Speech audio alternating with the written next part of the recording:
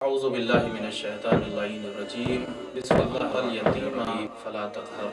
ناظرین کرام، اس سے پہلے اس آیت کے ضمن میں یہ بیان کیا گیا کہ خداوند عالم نے قرآن مجید میں سختی سے منع کیا کہ یتیموں کی توہین نہ کی جائے، بلکہ ان کی عزت افزائی کی جائے، ان کی حوصلہ افزائی کی جائے۔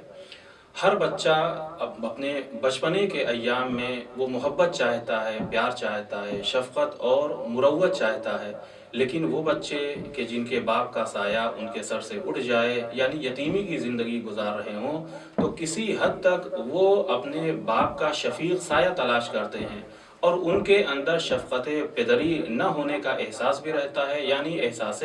محرومیت کا وہ شکار رہتے ہیں۔ تو ایسی صورت میں ہمارے لیے لازم اور ضروری ہے کہ اس احساس محرومیت سے ان کو باہر لانے کے لیے اور ان کی زندگی کو بہترین زندگی بنانے کے لیے، ان کی شخصیت کو محفوظ رکھنے کے لیے ہمارا اور آپ کا یہ دینی فریضہ ہے کہ ان بچوں کے ساتھ پیار، محبت اور شفقت کا رویہ رکھیں، اور جہاں تک ہو سکے ان بچوں کو ہم خوش رکھیں، کسی بھی اعتبار سے ان کو اذیت نہ ہو۔ اذیت کے متعلق بعض روایات میں موجود ہے کہ منع کیا گیا ہے کہ اپنے بچوں کو یتیم بچوں کے سامنے پیار بھی نہ کرو، کہیں ایسا نہ ہو کہ تمہارے اس عمل سے ان یتیم بچوں کے ہاں احساس یتیمی کا جو ہے وہ اضافہ ہو جائے، بلکہ جہاں تک ہو سکے ان بچوں سے پیار محبت کا رویہ اختیار کرو، ان کو خوش کرنے کی کوشش کرو، اس لیے کہ پیغمبر اسلام فرماتے ہیں کہ جنت الفردوس میں ایک گھر ہے، ایک دار ہے کہ جس دار کو اور جس گھر کو دار الفرح کہتے ہیں، اس گھر میں صرف اور صرف وہی لوگ داخل ہوں گے کہ جو مومنین کے یتیم بچوں کو خوش کرتے ہیں۔ لہٰذا ہمارے لیے لازم اور ضروری ہے کہ ہم یتیم بچوں کو کسی بھی طریقے سے کوئی بھی اگر اذیت دینے والا ہو تو ان کے لیے ہم محافظ کی حیثیت رکھیں، اور جہاں تک ہو سکے یتیم بچوں کو ہم خوش رکھیں۔ حتیٰ کہ حضرت امیر المومنین علی بن ابی طالب علیہ السلام یہاں پہ فرماتے ہیں کہ کن لیتیم کل اب الرحیم، دیکھو یتیم بچوں کے لیے شفیق اور رحیم اور مہربان باپ کی طریقے سے ہو جاؤ۔ جس طریقے سے ایک باپ اپنے بچوں کے اوپر ہر طریقے سے مہربان ہوتا ہے، شفیق ہوتا ہے، اسی طریقے سے تمہارا دینی فریضہ ہے کہ ان بچوں کے ساتھ شفیق اور مہربان ہو جاؤ کہ جن بچوں کے باپ کا سایہ ان کے سر سے اٹھ چکا ہے اور وہ بچے یتیمی کی زندگی گزارتے ہیں۔ اب اگر کوئی ان بچوں کے ساتھ شفقت محبت کا جو ہے وہ رویہ اختیار کرتا ہے، ان کے سر کے اوپر دست شفقت پھیرتا ہے، تو اس میں بھی جہاں ان یتیم بچوں کی زندگی آسان ہو جاتی ہے، وہیں پر خداوند عالم کی جانب سے ہمیں بھی بہت سے جو ہے وہ اجر کا مستحق ہمیں قرار دیا جاتا ہے، بہت سی جزا ہمیں دی جاتی ہے۔ پیغمبر اسلام یہاں پر فرماتے ہیں کہ من مسح یدہ علی راس یتیم ترحما لہ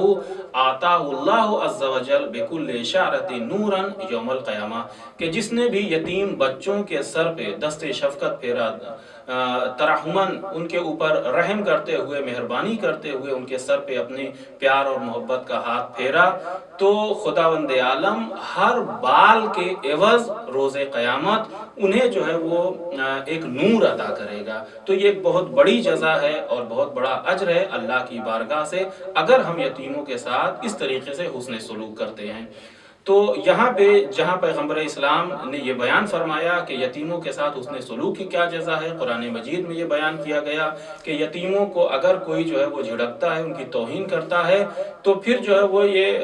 قرآن کا حکم نہیں ہے، اللہ اس چیز سے روکتا ہے اور منع کرتا ہے۔ ظاہری طور پہ آپ دیکھیں کہ کسی کو جھڑکنا، کسی کی معمولی سی اہانت کرنا بہت بڑی بات نہیں ہوتی، لیکن اس چیز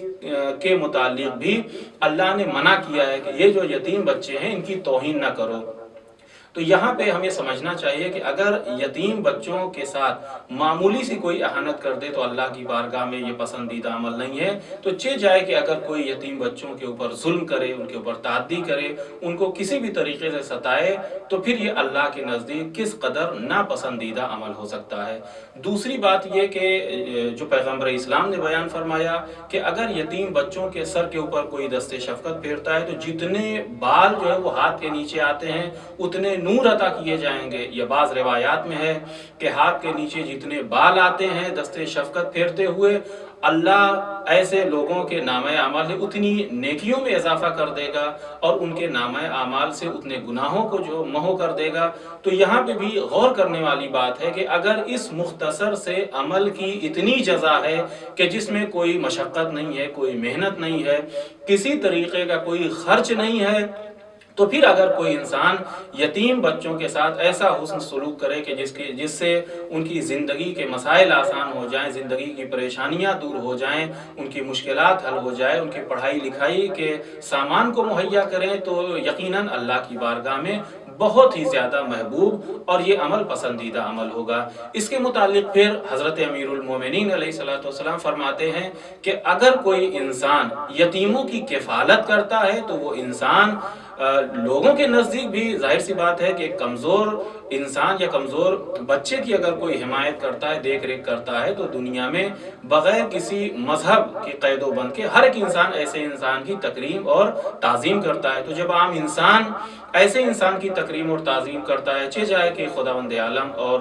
رب الارباب. حضرت امیر المومنین علیہ السلام فرماتے ہیں کہ کافل الیتیم والمسکین عند اللہ من المکرمین، کہ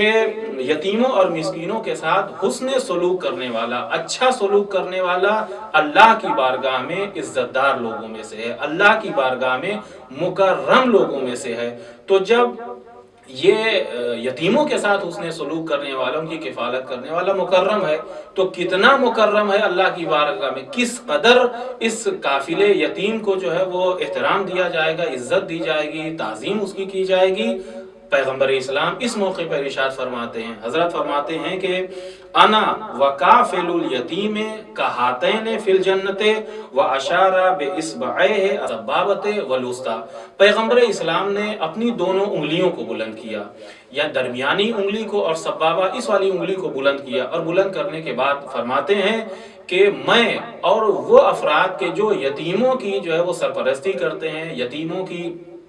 کفالت کرتے ہیں، ہم دونوں جنت میں ایسے ہی ہوں گے کہ جیسے یہ دونوں انگلیاں. یہ بھی بہت بڑا مقام ہے. وہ یتیم بچہ کہ معاشرے، سوسائٹی اور سماج میں عموماً جس کی کوئی اہمیت نہیں ہوتی، لیکن اللہ کی بارگاہ میں یہ یتیم بچہ کہ جس کے سر سے اس کے باپ کا سایہ اٹھ گیا ہے، یہ اس قدر محبوب ہے کہ اس یتیم بچے کی اگر کوئی کفالت کرتا ہے تو عام مقامات پر وہ نہیں ہوگا، بلکہ سید الانبیاء حضرت محمد مصطفیٰ صلی اللہ علیہ وآلہ وسلم کے ساتھ. أين المؤمل لإحياء الكتاب وحدوده؟